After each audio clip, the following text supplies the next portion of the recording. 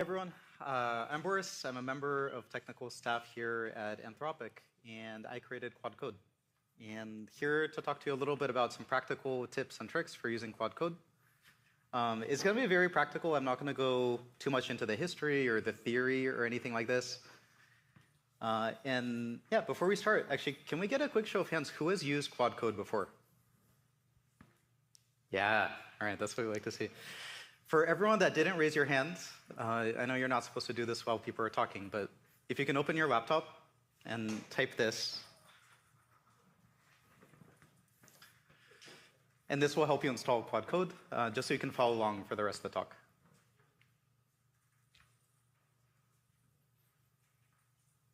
All you need is Node.js. If you have it, this should work.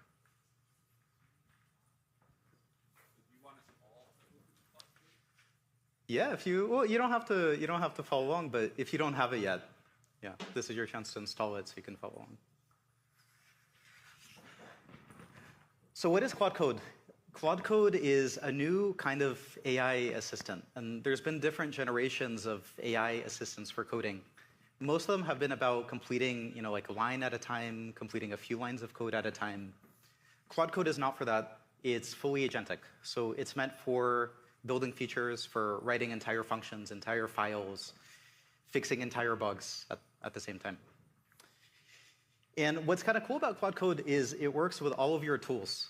And you don't have to change out your workflow. You don't have to swap everything to start using it. So whatever IDE you use, if you use VS Code, or if you use Xcode, or if you use JetBrains IDEs, there's some people at Anthropic that you can't pry Vim from their cold, dead hands, but they use Claude Code. Because Claude Code works with every single IDE, every terminal out there. It'll work locally, over remote SSH, over tmux, whatever environment you're in, you can run it. It's general purpose, and this is something where if you haven't used these kind of free-form coding assistants in the past, it can be kind of hard to figure out how to get started, because you open it up and you just see a prompt bar, and you might wonder, like, what do I do with this? What do I type in? It's a power tool, so you can use it for a lot of things, but also because it can do so much, we don't try to guide you towards a particular workflow, because really, you should be able to use it however you want as an engineer.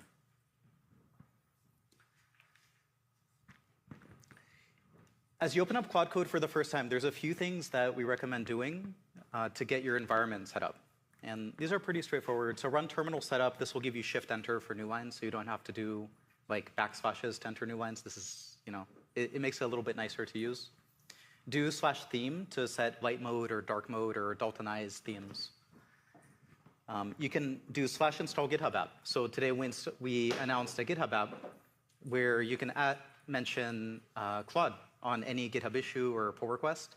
So to install it, just run this command in your terminal.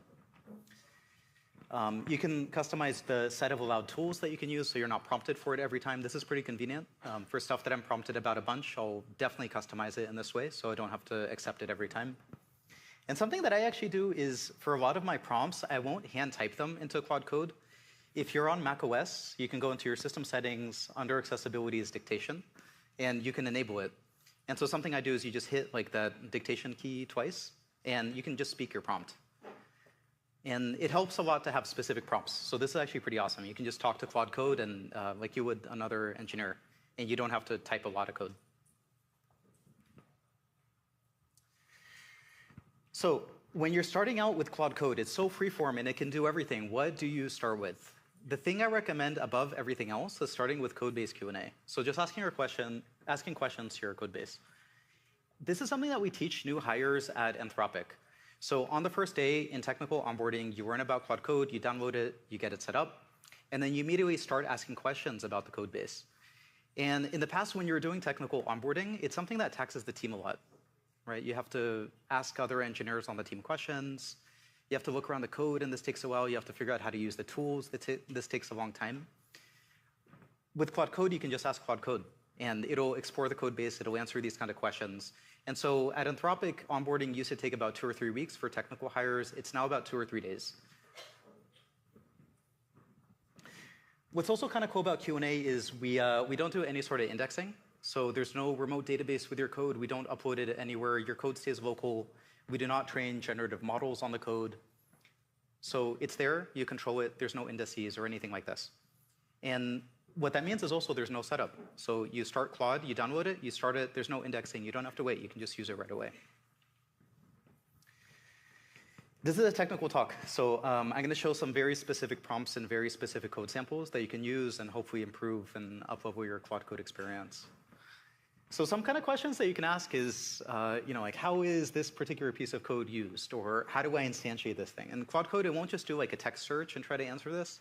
It'll often go a level deeper, and it'll try to find examples of how is this class instantiated, how is it used, and it'll give you a much deeper answer, so something that you would get out of a wiki or documentation, instead of just like Command F. Something that I do a lot also is ask it about Git history. So for example, why does this function have 15 arguments, and why are the arguments named this weird way?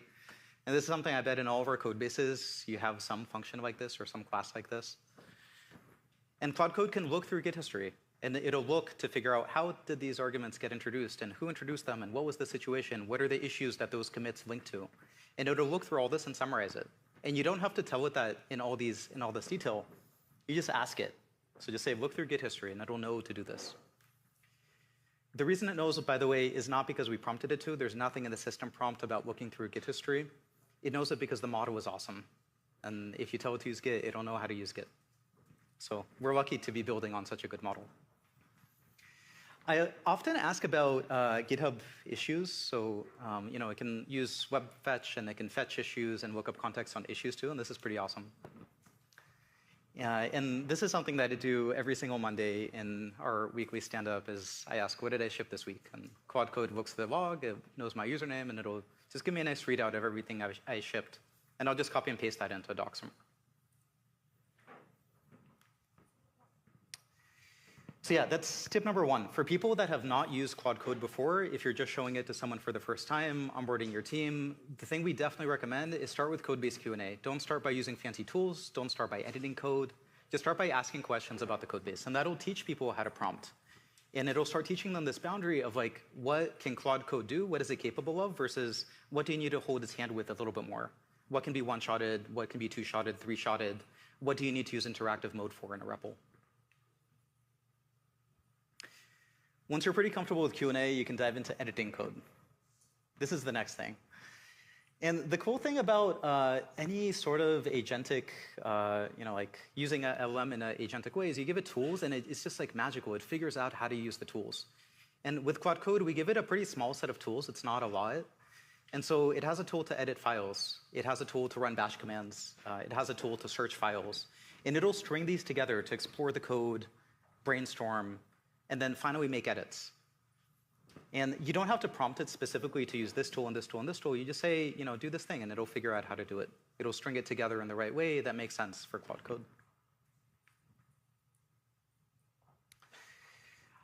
There's a lot of ways to use this. Something I like to do sometimes is before having Claude jump in to write code, I'll ask it to brainstorm a little bit or make a plan. This is something we highly recommend, and something I see sometimes is people, they take Claude Code and they ask it, hey, implement this enormous, like 3,000 line feature. And sometimes it gets this right on the first shot. But sometimes what happens is the thing that it builds is not at all the thing that you wanted.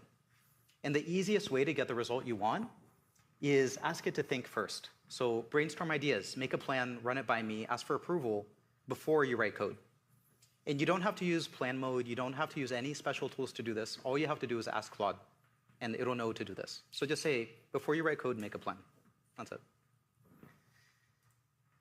This is also, I wanted to include this one, this commit push PR. This is a really common incantation that I use. There's nothing special about it, but Claude is kind of smart enough to interpret this. So it'll make a commit, it'll push it to the branch, make a branch, and then make a pull request for me on GitHub.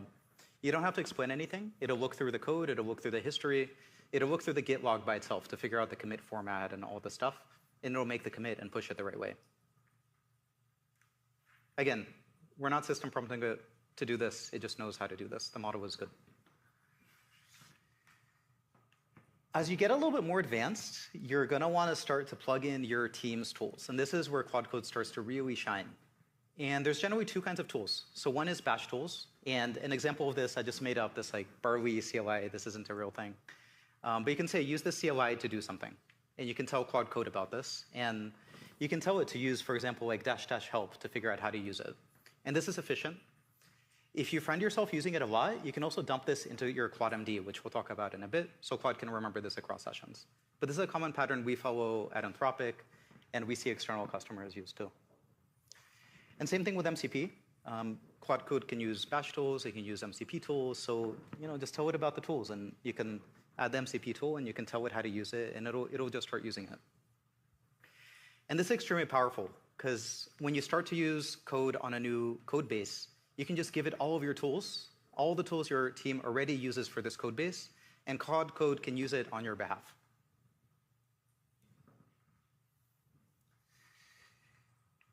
There's a few common workflows, and this is the one that I talked about already, so kind of do a little bit of exploration, do a little bit of planning, and ask me for confirmation before you start to write code. These other two on the right are extremely powerful. When Claude has some way to check its work, so for example, by writing unit tests or screenshotting in Puppeteer or screenshotting the iOS simulator, then it can iterate. And this is incredible because if you give it, for example, a mock and you say, build this web UI, it'll get it pretty good. But if you let it iterate 2 or 3 times, often it gets it almost perfect. So the trick is give it some sort of tool that it can use for feedback to check its work. And then based on that, it will iterate by itself, and you're going to get a much better result. So for whatever your domain is, if it's unit test or integration test or screenshots for apps or web or anything, just give it a way to see its result, and it'll iterate and get better.的点赞关注哦。